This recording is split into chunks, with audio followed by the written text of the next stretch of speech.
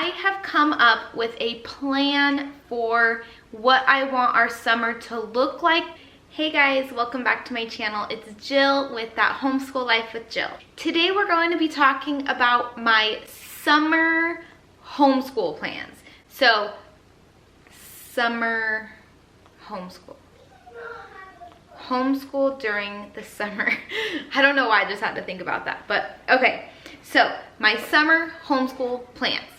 Today's video is a collaboration with Megan at Pennies and Salt. She came up with this idea and a lot of us girls are joining in, so make sure you check out the playlist down below.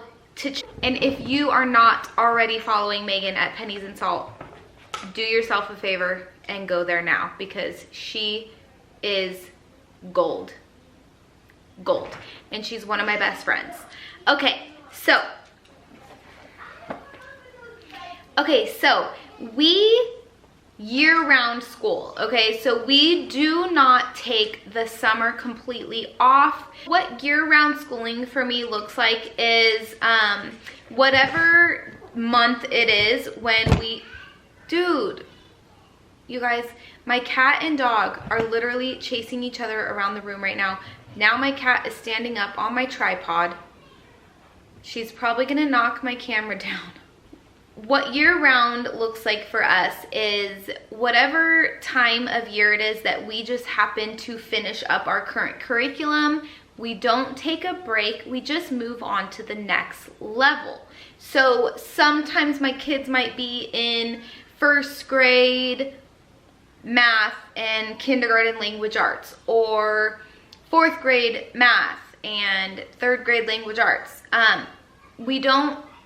There's no day of the year that we like start all of our new school books. We just pick up where we left off throughout the year. Like, we finish a math book, we move on to the next math book. We finish a language arts book, we move on to the next language arts book.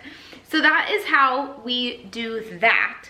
So because of that, we don't really have a summer. And I don't like to take the summer off simply because I love my whole school year to be very flexible. And what I mean by that is, if I feel like taking the entire month of December off, I can, because we year-round school. So there's no set days that I take off. There's no certain weeks that I take off. I don't do 4 weeks on, 2 weeks off. Some people do that, or some people do 6 weeks on, 2 weeks off. We just literally go with the flow. So we just do whatever feels right. And so I have come up with a plan for what I want our summer to look like, though, with it kept in mind that we will be very flexible. Okay, so the first thing that we're still going to be doing during summer is a read aloud. So right now we are finishing up The Wild Robot, the first Wild Robot book. And during the summer, I want to read The Wild Robot Escapes, which is the sequel to The Wild Robot. And so I will be reading that out loud to my kids probably every day, maybe not. We're gonna be flexible with that. But Monday through Friday, for sure, each kid is going to read about 20 to 30 minutes a day, like at the same time. Like we're gonna set aside 30 minutes in the morning where everyone does their reading, okay?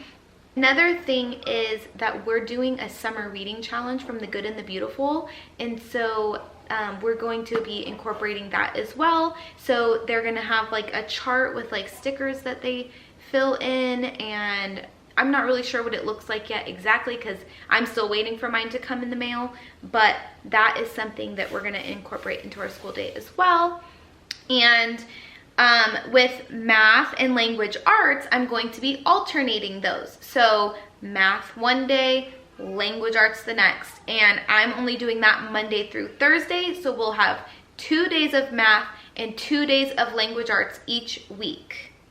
And that's going to allow our school day to take up less time out of our day. The next thing I have decided on, and you guys, this is not easy for me, okay? This is one area of my life that is really hard, but I want to change. I want to change that. I want to let God change me. Okay, so what I'm talking about is letting the kids help me in the kitchen. I'm going to assign each child to their own day. My son is going to be Mondays. My oldest daughter will be Tuesdays. Middle daughter is Wednesdays. Youngest daughter is Thursdays. Fridays, I get the whole day to be alone in the kitchen. So every Friday, I'm going to have a little bit of a break where I get to be alone in the kitchen again. But on Monday through Thursday, every day, one child will be with me in the kitchen for whatever meal it is. Whenever I'm in the kitchen, that child's gonna be in there with me. Now, I'm not gonna go outside and grab them in from playing or anything like that. So, you know, if we've gotten all of our stuff done for the day and everyone's playing outside, I'm not gonna make that child come in and help me in the kitchen, but I am going to give them the choice. I'm gonna say, hey, I'm about to make this. Do you wanna come help me? If not, keep playing, that's fine. But my kids love to help in the kitchen, and I don't let them help me enough because it gives me anxiety, and it's just, I would just rather do everything myself, and that's a character trait of mine that I want to change. Okay. And then Fridays are gonna be Fun Friday. So I said in the beginning of the year, the beginning of this past school year, that I was gonna do a Fun Friday every Friday. Well, we did not stick with that, okay?